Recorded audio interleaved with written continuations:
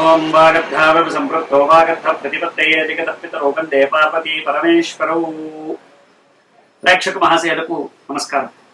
మే 1వ తారీఖు నుంచి మేషరాశి నుంచి వృషభ రాశిలోకి ప్రవేశిస్తూ ఉన్నటువంటి గురుడు వల్ల ధను రాశికి ఏ విధంగా ఉండబోతోంది, లాభ నష్టాలు ఏంటి కనుక మనం చూసుకున్నట్లయితే ఈ సంవత్సరం ఈ ధను రాశికి ఇబ్బంది ఏదైనా ఎదురవుతోందా అని చూస్తే కనుక దానివల్ల కలిగేటువంటి నష్టం అయితే లేదు, కానీ లాభం కూడా లేదు.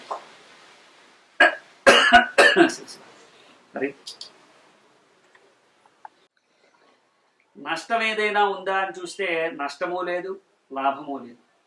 గురుడు మారటం వల్ల ఈ సంవత్సరం మీకైతే కోల్పోయేదేం లేదు, కానీ కొంత జాగ్రత్తగా ఉండవలసినటువంటి సమయం.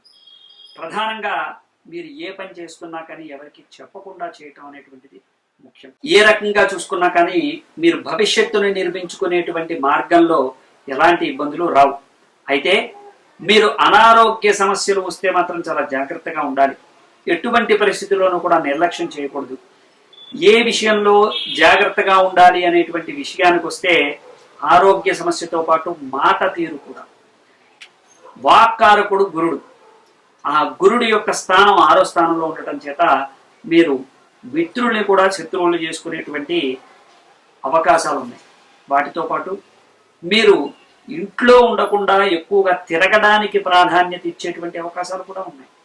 బంధువుల ఇళ్ళకి, లేదంటే ఏదైనా క్షేత్రాలకి, లేదంటే మరేదైనా కారణాల చేత అటు ఇటు తిరగాల్సినటువంటి పరిస్థితి ఏర్పడుతూ ఉంటుంది. అలాగే ఉద్యోగస్తులకి ఉద్యోగాలు వస్తాయి. 6వ స్థానంలో గురుడు ఉన్నప్పటికీ కూడా గురుబలం బాగానే ఉంది. అలాగే వ్యాపారస్తులకి వ్యాపారంలో లాభాలైతే రావు, కానీ నష్టాలు అనేటువంటివి రాకుండా గురుడు కాపాడపడుతూ ఉంటాడు. ఎందుకంటే ధనస్సుకి ఆధిపత్యం వహించేటువంటిది ధనస్సు రాశికి అధిపతి గురుడు. ఆ గురుడి యొక్క స్థానం శత్రుక్షేత్రమైనటువంటి వృషభ రాశిలో ఉంది. అయినప్పటికీ కూడా గురువు యొక్క బలము బలహీనత అంతా కూడా ధనుస్సు రాశి మీద ఆధారపడి ఉంటుంది. ఎప్పుడైనా ఎవరైనా ఏదైనా అంటే మాత్రం దాన్ని తట్టుకోలేనటువంటి పరిస్థితి, అంటే చిన్న చిన్న మాటలకు కూడా అవమానాలు పడలేక ఉండేటువంటి పరిస్థితి అయితే ఉంటుంది. కానీ ప్రతిరోజు ప్రతిసారి అలాంటి అవమానాలు అయితే జరగవు. కానీ ధనుస్సు రాశికి మాత్రం మంచి యోగదాయకమైనటువంటి ఒక మార్గం అయితే ఉంది. మీరు అవలంబించాలనుకుంటున్నటువంటి ఒక దారిని మాత్రం మీరు మర్చిపోకుండా మీరు అనుకున్నది మాత్రమే చేసేటువంటి ప్రయత్నం చేయండి. ముందుగా ఎవరికి కూడా మీరు చేసేటువంటి పనులు చెప్పకండి. అభివృద్ధి వైపు నడవండి. మీరు ఇప్పుడు జరుగుతున్నటువంటి వాటిని దృష్టిలో పెట్టుకుని కృంగిపోవడం కన్నా మీరు భవిష్యత్తును నిర్మించుకునేటువంటి పనుల్లో చక్కగా ముందడిగేయండి. మీకు అన్ని విధాలుగాను కూడా యోగదాయకంగా ఉంటుంది. అనారోగ్యం పాలు అవ్వకండి. అనారోగ్యం వచ్చినప్పుడు నిర్లక్ష్యం చేయకండి.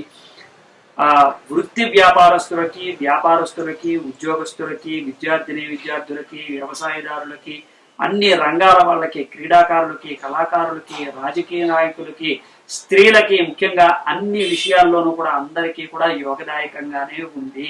గురుబలం లేకపోవడం లేదు, కానీ గురుడు వల్ల లాభము లేదు, నష్టము లేదు. కాబట్టి ప్రతిరోజు కూడా దత్తస్థలం చదువుకోండి. లేని గురుబలం ఏదైనా ఉంది అంటే కనుక మీకు దృష్టి దోషాల వల్ల కానీ, లేకపోతే ఆ గురుబలం సరైనటువంటి స్థితిలో లేకపోవడం వల్ల కానీ వచ్చేటువంటి నష్టాలు తప్పుతాయి. ఖచ్చితంగా ధనుసు రాశి వారికి ప్రతిరోజు కనుక దత్తస్థలం చదివినట్లయితే మేలు జరుగుతుంది. అనుకున్న కార్యక్రమాలు అనుకున్న సమయానికి సజావుగా సాగిపోతాయి. ఎటువంటి అపనమ్మకం ఉన్నా, ఎటువంటి ప్రశ్న ఉన్నా, ఎటువంటి సందేహం ఉన్నా మాకు కామెంట్ రూపంలో తెలియజేయండి. శుభముయ జయశ్రీ. ఓం వాగర్ధావ సంపృక్తో వాగర్ధ ప్రతిపత్తయే జగతపితరో వందే పార్వతీ పరమేశ్వరౌ. ప్రేక్షక మహాశయులకు నమస్కారం.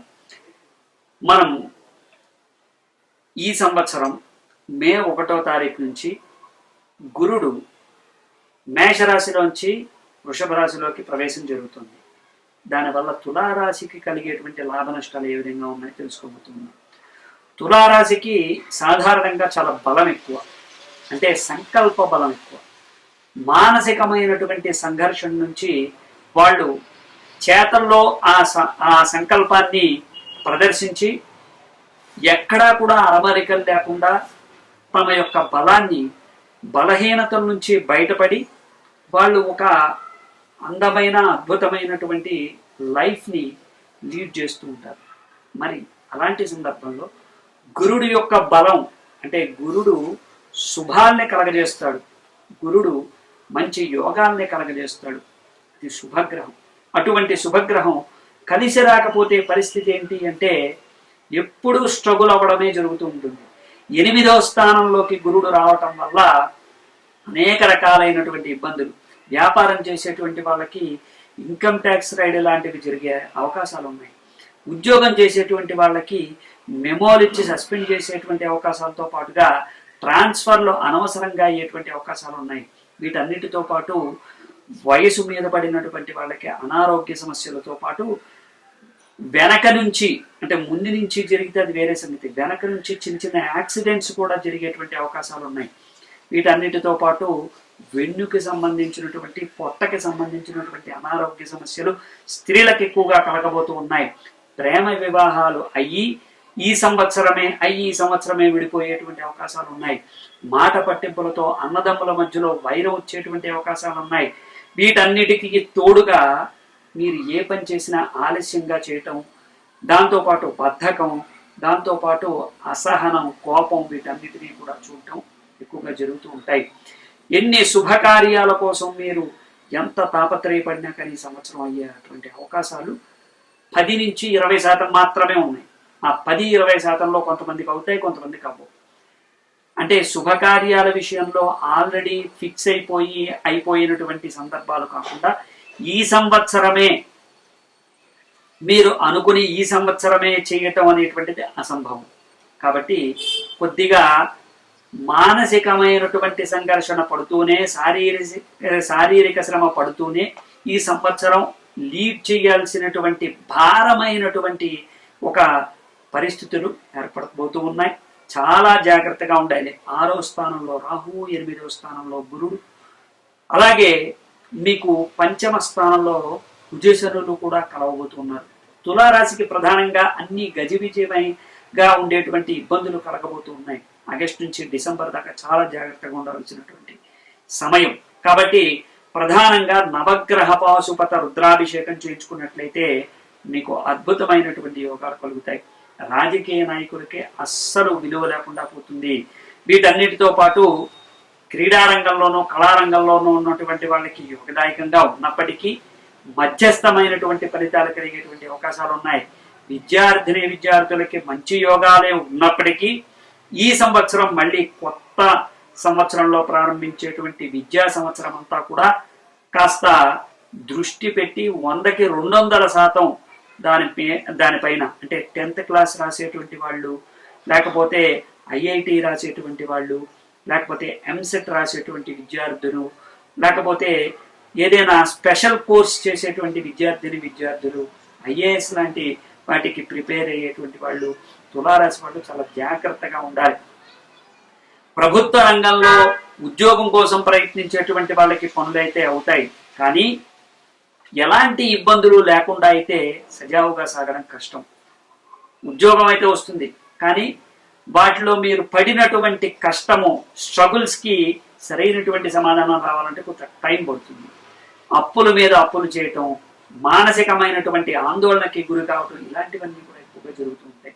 కాబట్టి ప్రధానమైనటువంటి సమస్యలు ఏమన్నా ఉంటే వాటిని తీర్చుకుంటూ వాటిపైన మీ యొక్క సమస్యల్ని బ్రెయిన్కి కాకుండా మనసుకి కాకుండా దాన్ని ఒక సమస్యాపూర్వకంగా పక్కన పెట్టి దానికి ఒక జవాబు వెతికేటువంటి ప్రయత్నం చేయండి. అంటే ప్రతిదానికి డిప్రెషన్లోకి వెళ్ళిపోయి ప్రతి విషయాన్ని ఎవరితోనో చర్చించేసి ఎవరో చెప్పింది నమ్మేసి మన అభిప్రాయాల్ని కిల్ చేసేసి, అంటే మన అభిప్రాయాల్ని అక్కడితో భూస్థాపితం చేసేసి వాటన్నిటినీ కూడా కలగాపులగం చేసి ఏదో చేసేద్దాం అనుకుంటే ఎవ్వరికీ కూడా కలిసి రాదు.